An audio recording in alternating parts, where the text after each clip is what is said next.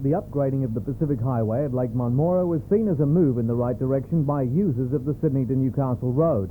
But for the people of Lake Munmora, it cut through their community, creating a barrier between homes on one side of the road and the public school on the other. In 1979, this crossing was installed, but its dangers were immediately evident with the high speed limit and a crest on either approach. Since then, parents and residents have fought government reluctance in their call for a safer crossing. They blocked the highway with a human shade and at one stage withdrew all their children from school for 6 weeks. Only then did government give up the school. In 1980, the Torres Bridge was built across the highway. So today's official opening by Tom Roman and the I'm also happy that the bridge is such for those involved in the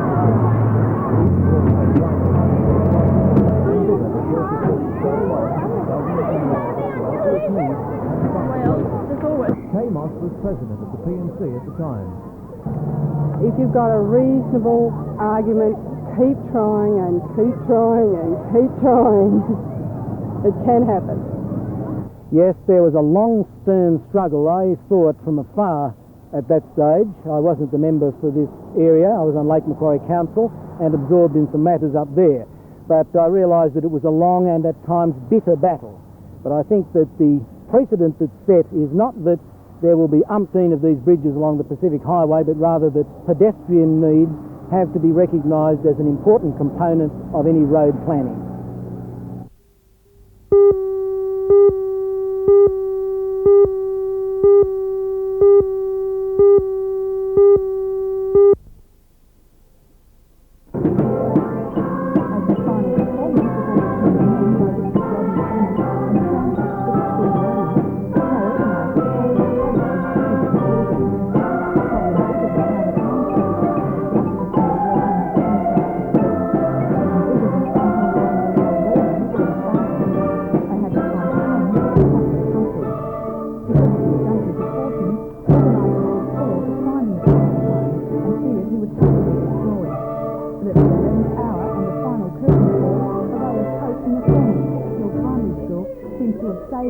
From his greatest fall.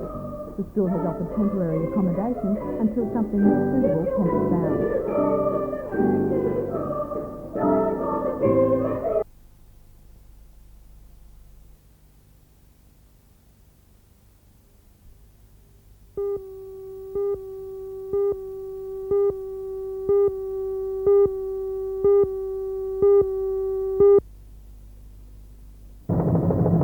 No matter what local politicians and governments do or say, the issue of the second Swansea Bridge just won't go away. It's been pondering for the past 4 years, and since an improvement to the channel crossing was first mooted. There's general agreement that some will ease traffic congestion in Swansea, but the community is divided over the best solution. Should a second swing bridge next to the existing structure be built at a cost of $11 million, or should a new high-level bridge be built at more than 3 times that cost? Calling tomorrow's president to restore old battle lines rebuilt. Those who support the low-level swing bridge through the statement. The only reason why there was a big bridge plan in the first instance was that the national highway was to come through here. Now it doesn't. It bypasses East Lakes, and that's good. Swansea will be alleviated and soon by the Western Distributor. I think the Swansea situation has to be seen in the context of the road system of the region, and that is far more important. There'll never be enough money available to any level of government to carry out all of the road tasks we'd like to do in the near future. What sort of a stand does the NRMA take at the Motorists Association on the option? John, in this particular case, we support the DMR plan. Those who are opposing the government and insisting on rusted wire puts in an exhaust pollution. Of the Newcastle Chamber of Commerce. Well, the last state elections, there was a poll taken, an informal one around the polling booths, and it came out 8-1 in front of a high-level bridge. Now, it wasn't an official thing conducted by the government. I can assure you it was done by responsible people, and it was 8-1 in favour of a high-level bridge. Now, Don Bowman and the state government, nobody can ignore that. And a large group of local yachtsmen. Alan Patterson from the Lake Macquarie Yacht Club. John, at this stage all I can see is further complications in doubling the problems existing. We find it very inconvenient to the boating traffic when this bridge is up, and also the hassles it causes with the highways. We have major problems. We want this eliminated. The flow of traffic is also a major problem and of concern. The federal government says the national highway route west of Lake Macquarie will change the traffic flows, making a possible high-level bridge obsolete by 1988. The composition of the traffic will change. The heavy road vehicles that are presently going down that side will transfer across to the western side of the lake, and the simple fact is that traffic will always move to the better quality road service that's available. So if it's a better system on the west, a smoother flowing system, that's where the traffic will move to. I think the state government's taken an attitude, this is El Cheapo way out of a problem. And it's not going to work, and we're going to resist it as best we possibly can. Don Bowman, what's been his stand? Well, Don Bowman's had his foot in both camps. Originally he was very much in favour of the project, for the high-level bridge, spoke for it, got certain instructions from Macquarie Street to go the other way, and now, of course, he's coming out, he's been very vocal, and it's not to his credit not to support the people in the Swansea area. We feel that he would have recognised the problem and stand behind the people of Swansea. Lake Macquarie Council had accepted in 1979-80, and people generally had accepted in the area that the low-level bridge, despite some disadvantages to some people, was the best option. George Keegan says that you've bowed to Macquarie Street pressure. Do you believe that? That's absolute nonsense. And I'm just wondering whether the Newcastle Chamber of Commerce and Industry is going to bow to the pressure of George Keegan and a couple, and I emphasise only a couple of his yachting mates.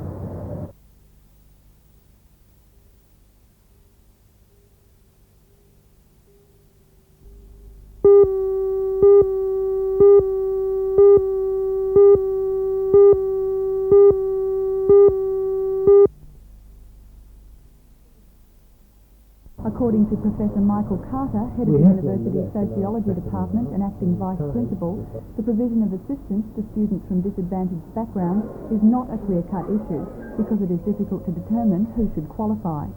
He said, however, the university is looking to draw up a suitable assistance program.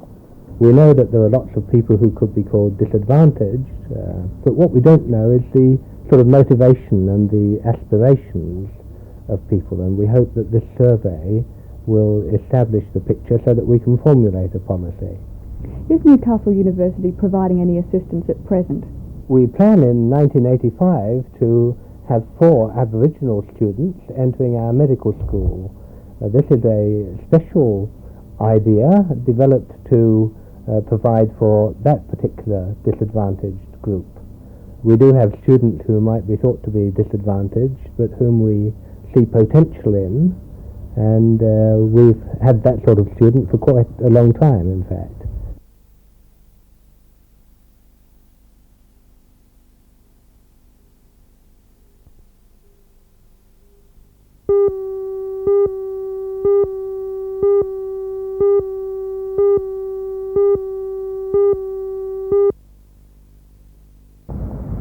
Chestnut's new share ride taxi service will operate 4 days a week with 3 daily trips being made over a fixed route through the Chestnut retail area and the residential zone of Eastern Chestnut.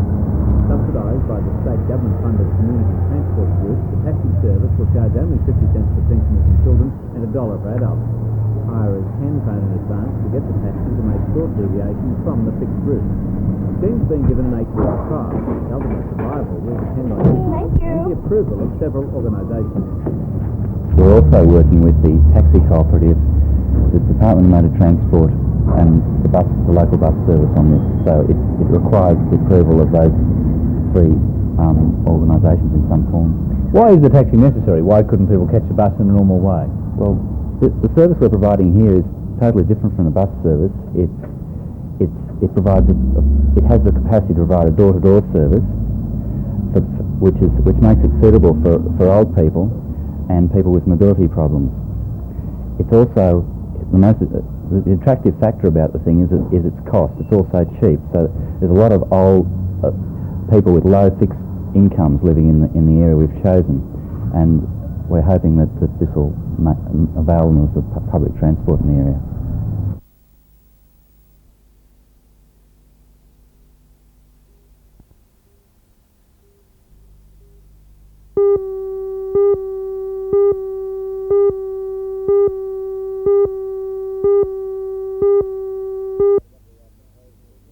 What we are proposing is that the National Executive meet with the Prime Minister and Cabinet at least once a year, and that so that they can determine and formulate policies immediately affecting Aboriginal affairs in Australia.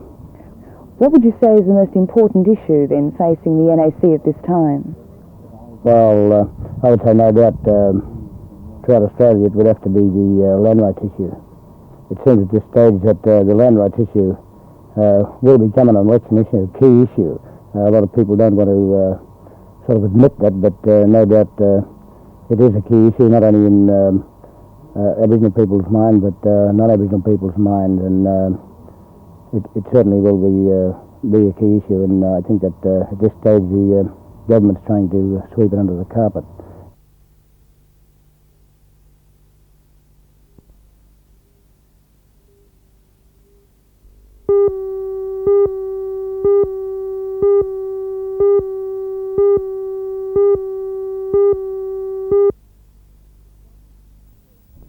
The glossy, picture-filled booklet is just the start of a new professional approach to tourism in Port Stephens. The idea is to sell the area as a tourist destination by just showing people what the area has to offer. We've got here today is Bernie Thompson. We've got Art Best, who is the new Secretary Manager of the RSL Club, Sport and Recreation. He says the booklet is an example to other regions of what can and should be done, and he reiterated his enthusiasm for it by promising to take copies with him. As you know, I'm going to officially open the... Later in the afternoon, Mr Cleary opened the Hunter and Lower North Coast Tourist Authority office in King Street. The opening was attended by local government officials, state members of Parliament, and those directly involved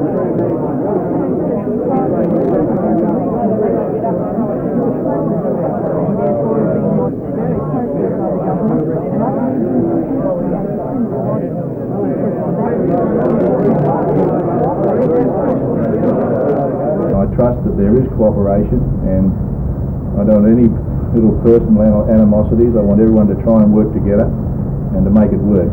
It will. We've got the basis now with this wonderful office in a good position to service the area, and as I said, don't forget your neighbours, don't forget your friends out there in the regions. Work with them, and you'll get all the cooperation in the world from my department.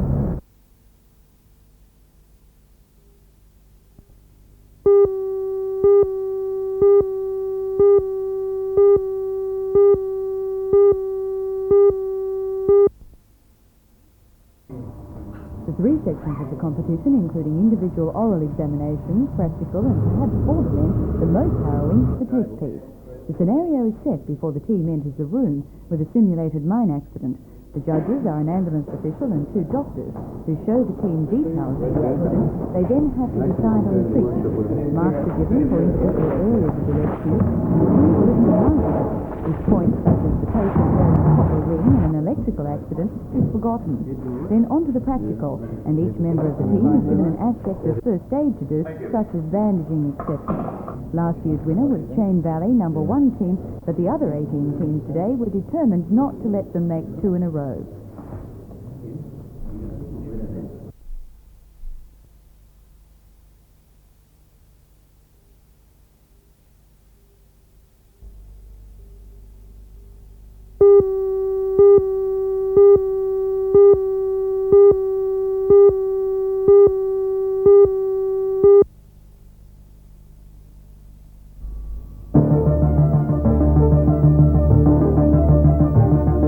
The Air Spectacular attracted aero clubs from throughout Australia and featured a star-studded cast of rare and painstakingly restored planes.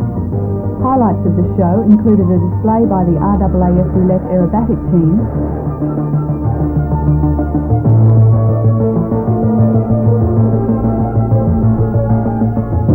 a Lockheed Silver City fly past, and a Pitts Aerobatics display. The main draw card to the estimated 24,000 visitors to Rutherford Aerodrome was the final leg of the Newcastle Aero Club's Tiger Moth Air Race. The 27 competitors today flew from Camden to Sydney and then to Maitland via Newcastle. The winner of the race will be announced at a presentation this evening, marking the end of the Air Spectacular and the Aviation Week salute to Lawrence Hargraves.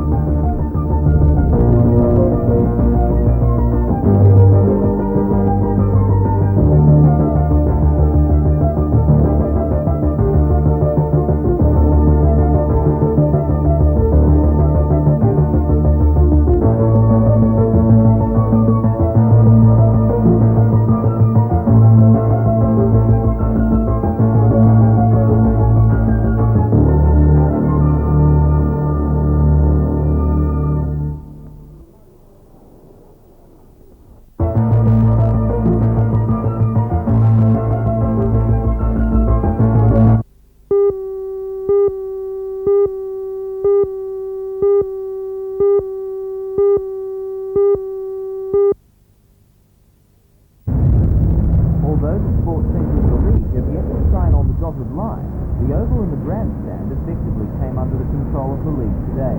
Big change to the plan, with the sports centre trust applying for $2.14 million in bicentennial funds to make the Oval square, floodlight the grounds and make other improvements. According to Mr. Glenn Maloney, who began as Secretary Manager today, 3 multinational companies are interested in sponsorship deals, and with their help the sports centre may undergo dramatic changes. We may also see more sports played on the ground. The area is here to be used not only for rugby league, for any of the codes that need a comparable ground. This is available for, say, rugby union, soccer, whatever, you name it, it's available. And it's here to make money. How are you going to do that? Well, we have quite a few things in the pipeline. We have some entrepreneurs interested in bringing overseas big acts here, you see, that's a very capable ground to hold big crowds. That will help. We also have in the early part of 1985, we have 3 big games on, which will include the Sydney clubs, which we ensure can bring large crowds to this area. One article in the paper recently implied that probably we could hold the Commonwealth Games here. Well, I agree with that, but I feel that the Commonwealth Games will only be a prelude or a trial run up to the Olympic Games. That's what I feel about Newcastle and this area.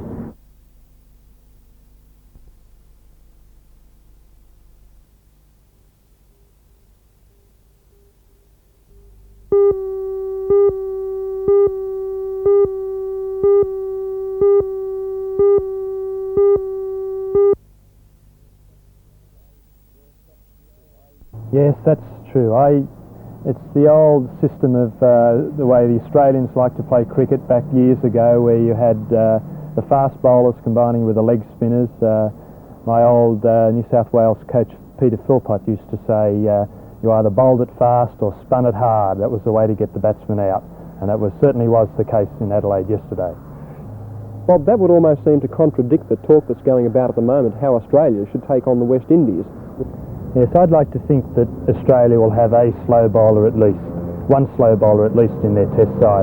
I'm sure they will have. The wickets around Australia, most of them do take some spin, and I don't see it as a case of trying to bounce them out with a full-scale pace attack. I'm hopeful that there'll be a spinner in the Australian side.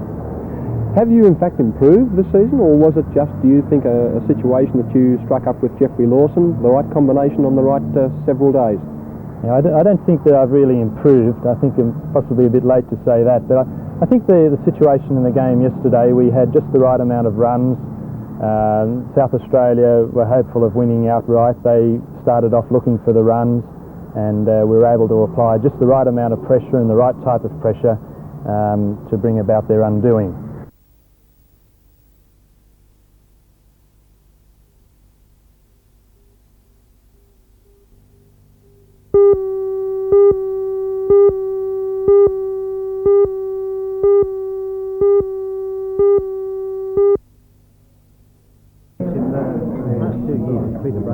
Played a vital role in deciding the economic policy of the Greater London Council, a body which now faces disbandment by the Thatcher government. Ray Shaw, Speaker of public meeting at the Workers' Club tonight, was welcomed by the Hunter Region Summer Conference at a luncheon today. Those at the luncheon included a few faces from the Newcastle Council. No doubt they were interested in the resistance of the Greater London Council to the government action. The Council itself took the decision to oppose its own abolition. And one of the themes that's been developed in the campaign against the government abolition threat is the theme of democracy, local democracy. And the Council has taken the view very firmly that there's a major role to be played by a strategic, London-wide, democratically elected authority that runs London services on a London-wide basis and responds to the needs of the people of London.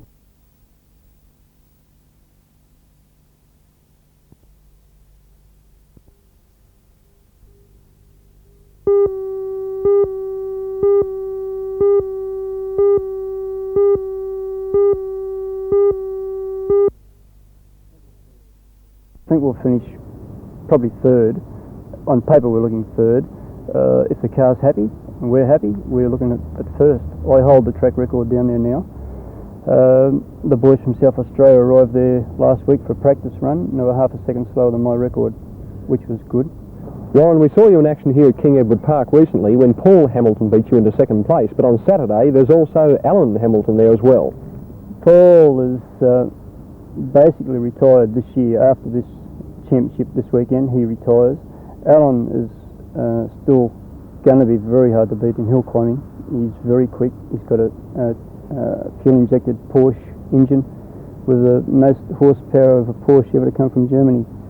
Well, have you got maybe some developments on the car since, say, the last championship here on a state level that you're taking into the national titles at Dapto? Yes, we've just got a brand new set of tyres arrived yesterday from England, from Avon. We've picked up a little bit of horsepower and we've changed our steering geometry just a little bit, and we're handling just a little bit better. Yes. Warren, you said you were looking at third place. Do I detect you're almost beaten before you start? Well, from people's point of view, I'm probably looking at third place. But from our point of view, we're going to win it. We're not looking for seconds, we're looking for first places.